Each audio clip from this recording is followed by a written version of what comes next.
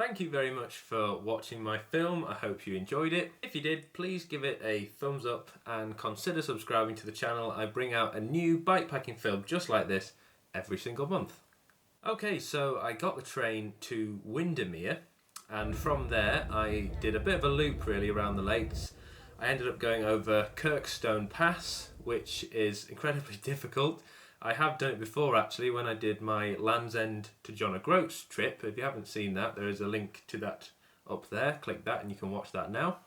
The scenery was breathtaking and the weather was really good. It's been surprisingly cold over the last few weeks, but on this weekend the sun decided to show itself. I even got a little bit sunburnt, I regret to say. But it made for amazing footage, so I can't complain. So I did a lot of climbing, about 1,000 feet per 10 miles, so it really was a challenging couple of days.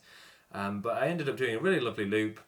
I ended up following a lot of the National Cycle Network Route 71, which is part of the coast-to-coast route you can do from St Bees to Robin Hood's Bay in Yorkshire, which is actually where I was in August's bikepacking film. If you haven't seen that, there's another link up there, click that and you can watch that now. A lot of it was really nice and quiet, hardly any traffic at all, incredibly challenging because of the terrain, but there was the odd stretch where it really was difficult to ride. The terrain was hardly rideable, unless you've got a mountain bike. It just really wasn't good at all, but it was, like I say, breathtaking scenery. It just wasn't fun to ride on a gravel bike packed full of heavy equipment like this camera. So I stayed at a campsite in Low Lorton. It was quite a basic campsite, but it had everything I needed. It had a shower and some USB charging ports, which was fantastic.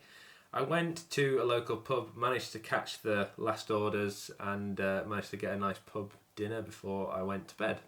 The owners of the campsite were kind enough to let me store my bike in their outbuilding as well, so that was an extra bonus. Day 2, I got up quite early and set off to do the 65-mile loop. It was, again, very hilly, as is everywhere in the Lake District. So I did quite a large loop. I ended up going over the moors down to Coniston Water. I went around Coniston Water to the other side of Windermere, the opposite side to where the train station is. And you can catch a little ferry, which I didn't know about until I did the research for this film. It's literally 5 to 10 minutes from one side to the other, so it saves you having to ride the entire way around the lake. You can just get the ferry, and it cost me £2 with the bike, so it was a real bargain. All in all, it was a fantastic trip. Really enjoyed doing it. My legs are definitely sore now. They're going to need a couple of days off. I hope you enjoyed watching. If you fancy doing this route, I always link the routes in the description of the video, so just click that and you can download those for free.